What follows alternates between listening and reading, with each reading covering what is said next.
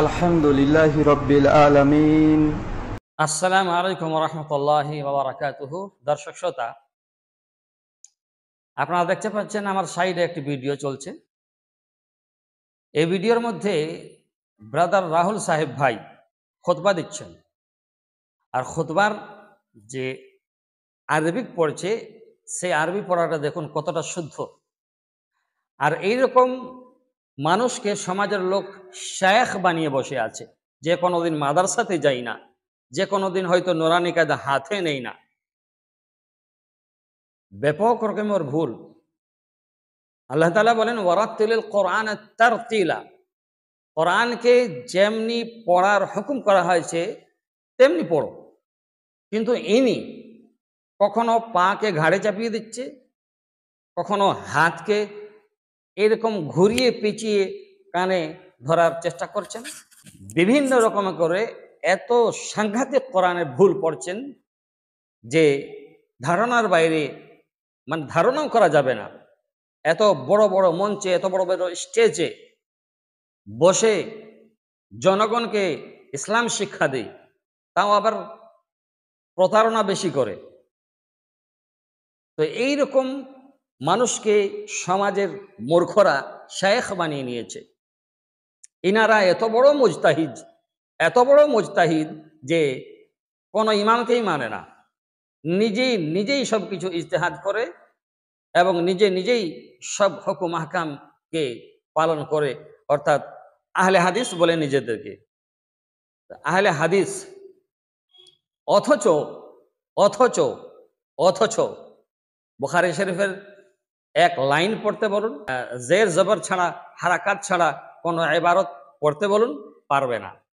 কোরআনটাই যে অশুদ্ধ পড়ে, যেহেতু কোরআনে প্রত্যেকটা পৃষ্ঠাতে জের জবর পেশ তাসদীদ যা কিছু লাগে শব্দকে শুদ্ধ করার জন্য সব কিছু দেওয়া আছে, তারপরেও যদি কোরআনে করিমকে অশুদ্ধ পড়ে, বিশুদ্ধ না পড়ে, তাহলে সে হাদিসের গ্রন্থগুলোকে, আরবি ভাষায় ইবারতগুলোকে কিভাবে শুদ্ধ পড়তে পারে?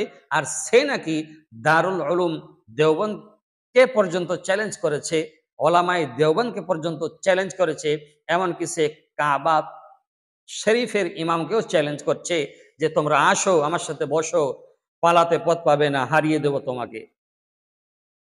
যে সিয়াসত তার মানে বুঝে না, মতলব বুঝে না, সে বড় স্টেজে চেপে আছে আর শ্রোতাদের সামনে ইসলাম শেখাচ্ছে, এমন ইসলাম শেখাচ্ছে যে সে অন্যদেরকে চ্যালেঞ্জ ছাড়া কোনো কথাই বলে না, অন্যদের গীবত চুগলি ছাড়া কোনো কথাই বলে না। তাই জন্য সম্মানিত দর্শক, এরকম প্রতারক থেকে বেঁচে থাকার আমাদের দরকার আছে কি না? সকলকেই এইভাবে প্রতারণা যারা করে তাদের কাছ থেকে আমাদেরকে বাঁচার মানে খুব দরকার, বাঁচা একেবারে দরকার। অতএব এইরকম মানুষদের থেকে বাঁচবো। আলহামদুলিল্লাহি রাব্বিল আলামিন ওয়াসসালাতু ওয়াসসালামু আলা রাসূলিহিল আমিন ওয়া আলা আলিহি ওয়া সাহবিহি আজমাইন, আম্মা বাদ। আউযু বিল্লাহিস সামিউল আলিম মিনাশ শাইতানির রাজীম মিন হামজিহি ওয়া নাফখিহি ওয়া নাফসিহি। বিসমিল্লাহির রহমানির রহিম। يا أيها الناس اتقوا ربكم الذي خلقكم من نفس واحدة وخلق منها زوجها وبث منهما رجالا كثيرا والنساء واتقوا الله الذي تسألون به والأرحام إن الله كان عليكم رقيبا. يا أيها الذين آمنوا اتقوا الله حق تقاته ولا تموتن إلا وأنتم مسلمون. وقال الله سبحانه وتعالى ما آتاكم الرسول فخذوه وما نهاكم عنه فانتهوا.